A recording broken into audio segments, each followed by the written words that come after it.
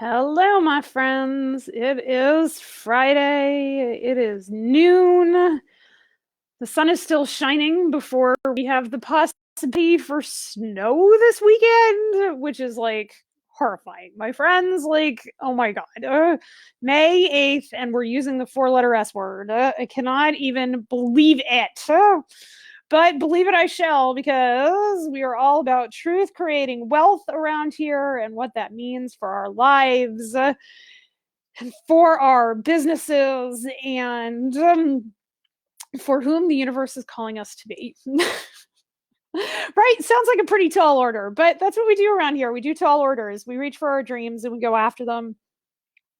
We allow for failure. We allow for freakouts, and then we get over them and we drive on. So I got an incredibly interesting question yesterday, which I kind of wanted to share with you. And then I want to talk about incoming money and people pleasing, because I think that no, today's outgoing money. Sorry, outgoing money and people pleasing, which is good because that's what I wanted to talk about.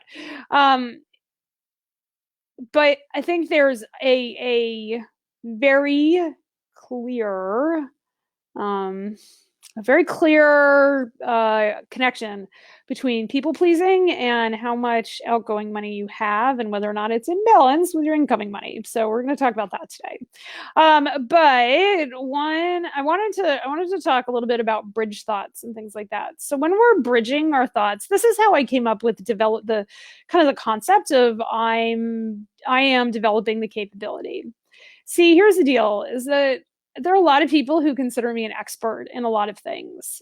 And this actually really does tie to people pleasing. If I'm the expert, a lot of what that means is that people abdicate a lot of responsibility to me because they're looking outside of themselves for power. Okay, and they think if I have all the answers, then all the responsibility lies with me. Okay, and that's their own thinking. It's not my thinking.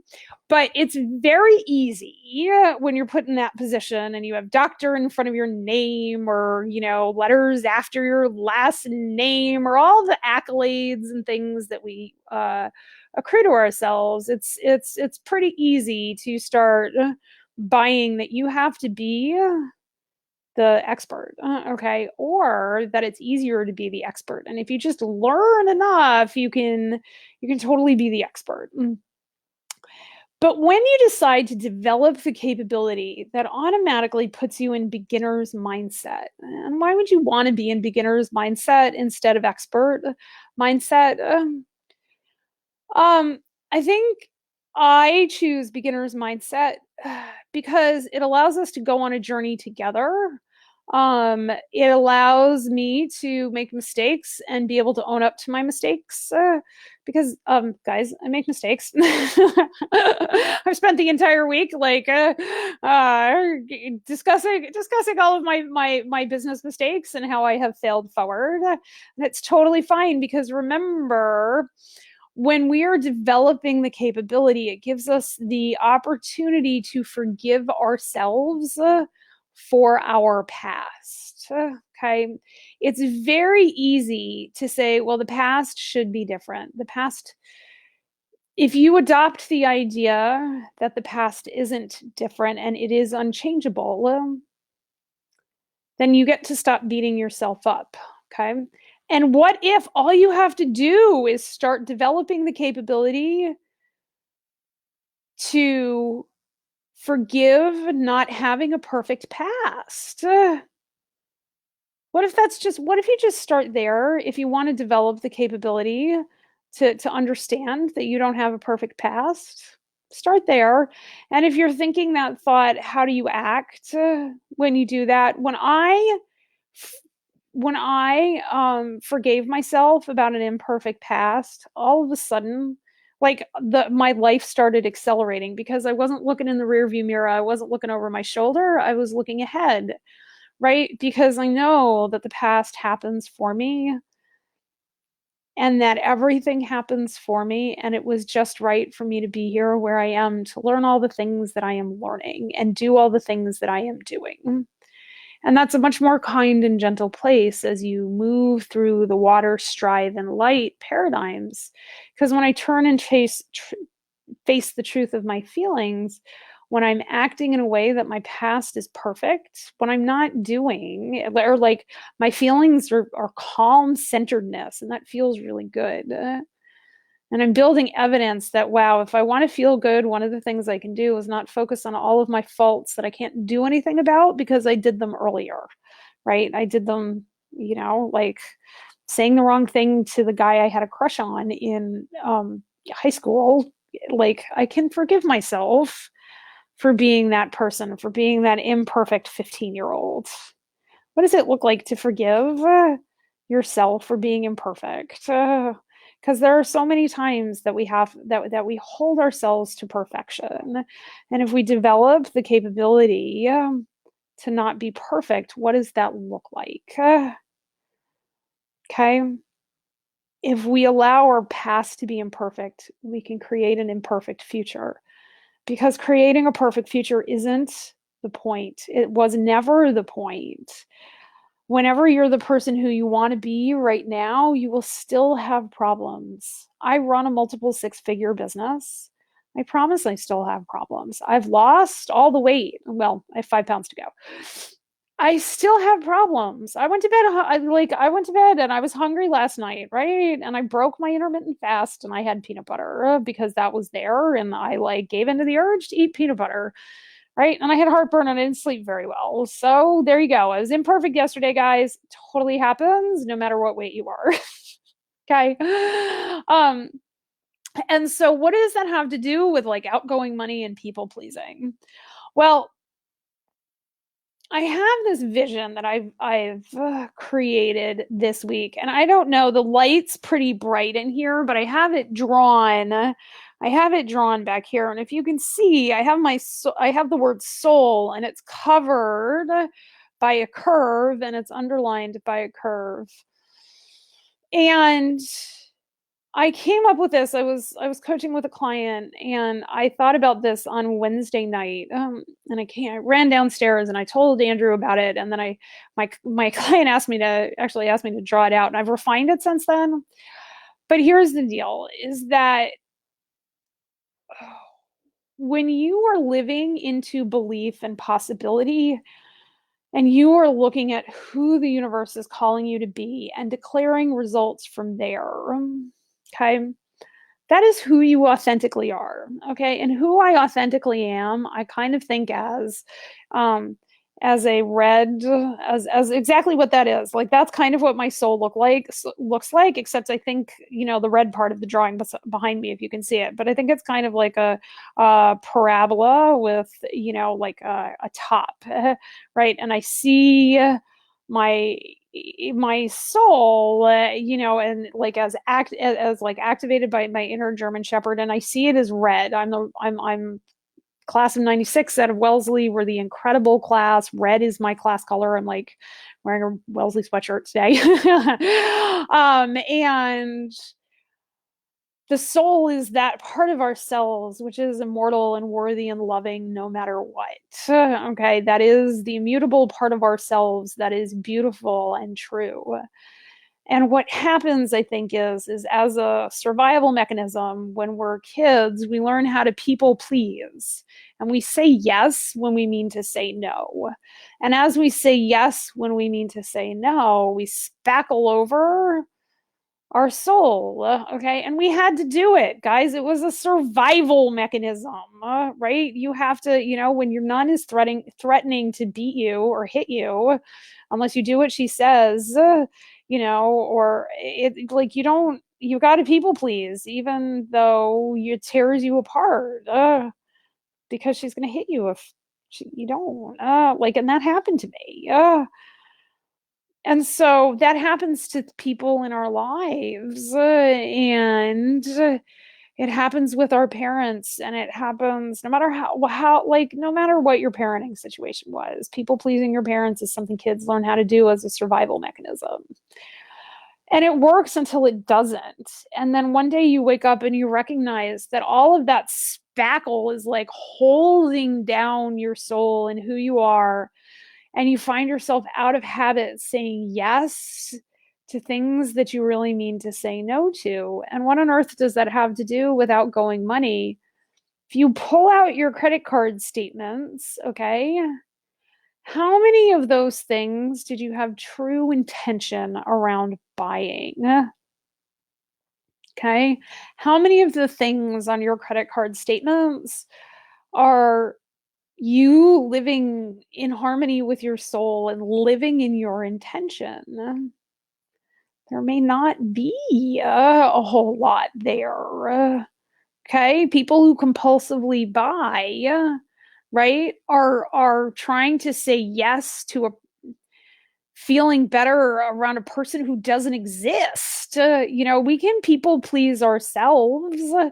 I mean, we mostly think of it as things we do for other people, and we say yes to somebody else when we want to say no, but we people please ourselves when we think about things we should be doing, right? And we say, yes, I will, like, read this book because it's really good for me.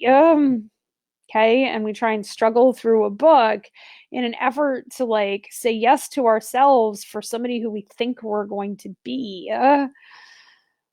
And that might not be outgoing money, but that sure is outgoing time. I mean, we are never going to get back the time we've spent reading books we never wanted to read. If you never wanted to go to college, you went to college to make somebody else happy. I can't even tell you the number of people who've gone all the way through professional degrees to make other people happy. And they hate themselves. And it's so sad. And that is money. The time you spend doing stuff you don't want to do that is not in alignment with your intention. It might not look like money out the door right now, but it is absolutely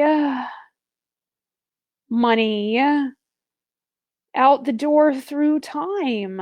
Because what is, as I've been telling everybody all week, what's the opportunity cost?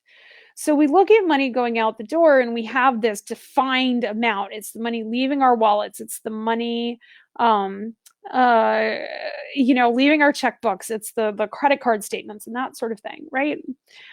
What is then the opportunity cost of that money? What is the opportunity cost of the time? What is the opportunity cost of saying yes when you really mean to say no? And that's a very interesting thing to think about when we start thinking about outgoing money and paying off our debt. 18 months ago, I tried to beat myself into submission into paying off this house and paying off our consumer debt and paying off the cars and or car singular, I suppose. Paying those things off, right? And I, for 6 months, beat myself up and looked at everything and gave myself goals. I have to make this much money every single day to make these goals and stuff like that. And what happens is we become very focused on ourselves. Okay. And when we're incredibly focused on ourselves, we're not delivering our value to the universe. Okay. If we're not delivering our value to the universe, we're never going to get that value back. That's the incoming money from yesterday. And so if we have a brick wall in front of us where we just can't develop the capability to understand money goes out, okay, or whatever you're resisting about the money, and you're just trying to believe yourself into a different outgoing money situation, it just doesn't work. And this is exactly where bridge thoughts come in, okay? Because if you're in a place where you've decided you're reducing the amount of your outgoing money, whether it's because you've lost your job, which is a reality for a lot of people, okay? And you have to husband your income so that so that you can feed your family and you can house your family and you can do the things that you need to do. And you're doing that from a place of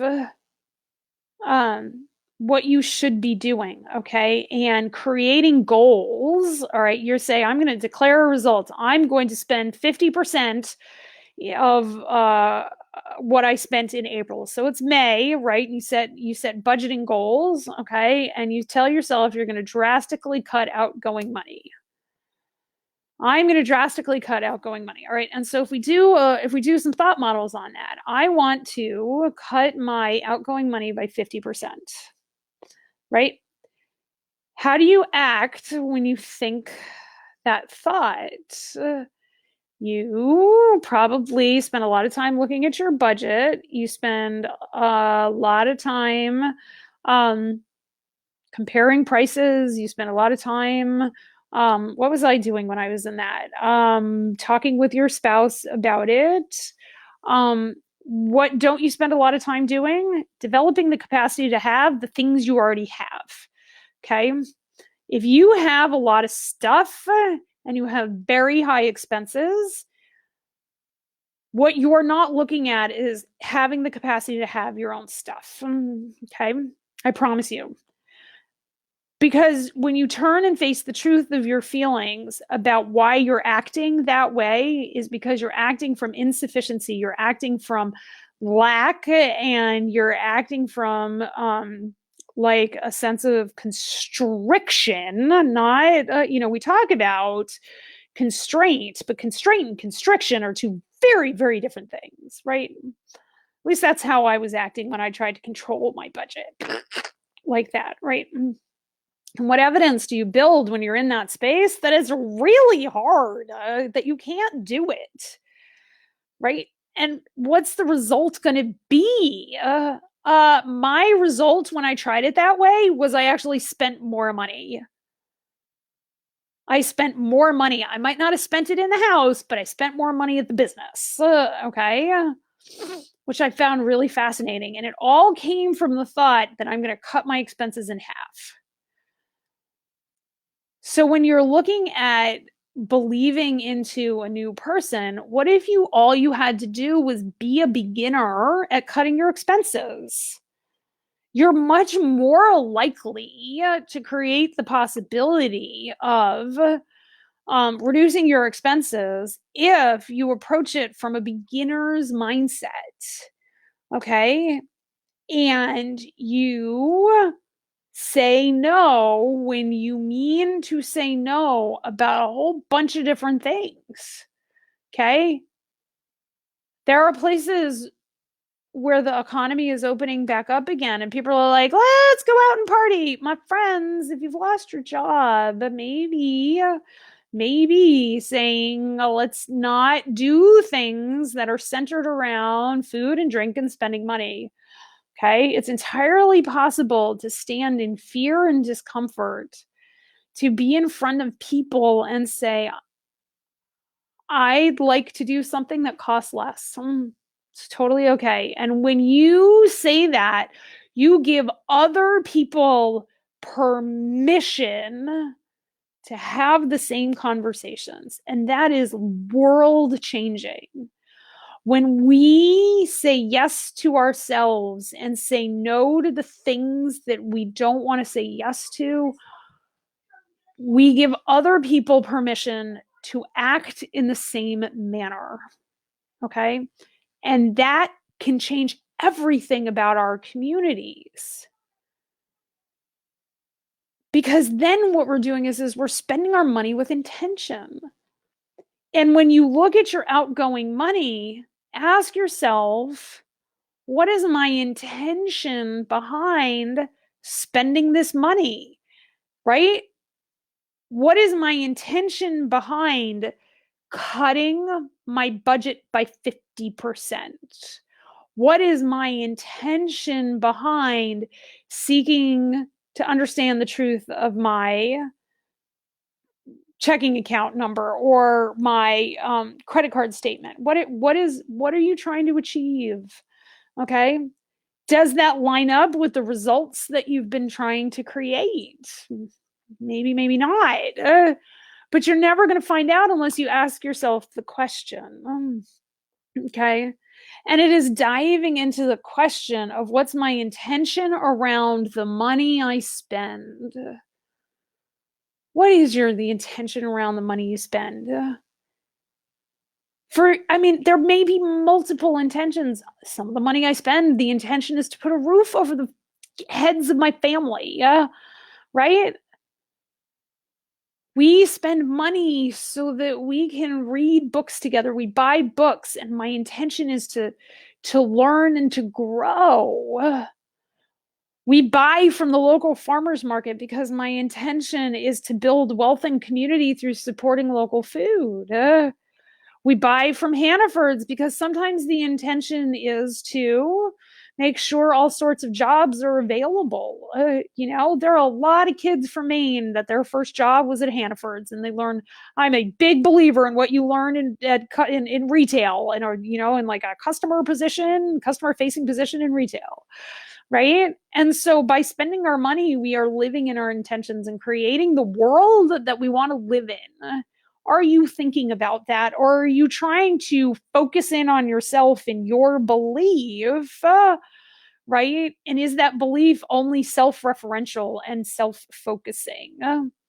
If maybe then another option for understanding how not to beat the tar out of yourself is asking yourself, what's my intention? If you look at your outgoing money, what is your intention around creating wealth via outgoing money? Okay. And that's not to say it takes money to make money, because while that is true, it definitely takes investment. Like, I'm a business coach. I, like, sell lockers for a living. Definitely takes investment, guys. But how am I building community? What are my systems that I am putting in place so that all of this works together? How does it look when I bring wealth mindset to spending, and I bring community mindset to spending, and I bring systems mindset to spending? Am I building freedom and opportunity by the actions of like what I'm doing? Right? Because that's like what I teach people. We get on the phone and coach, we talk about freedom and opportunity. And sometimes it's through trace and lotting, and sometimes it's through like creating your calendar, and sometimes it's through writing your book. Whatever it is that you're working on, if you bring together how you are, like what your wealth mindset is and what your community mindset is, who are you serving, and then what are your systems in place, freedom and opportunity live when those three things come together. And you can bring all three of those things together if you find yourself in a space where you're beating the stuffing out of yourself because your beliefs aren't working. Go back to what results you want to create with outgoing money, and how you want your outgoing money to move in the universe and what you want it to do, because that's where your power lies.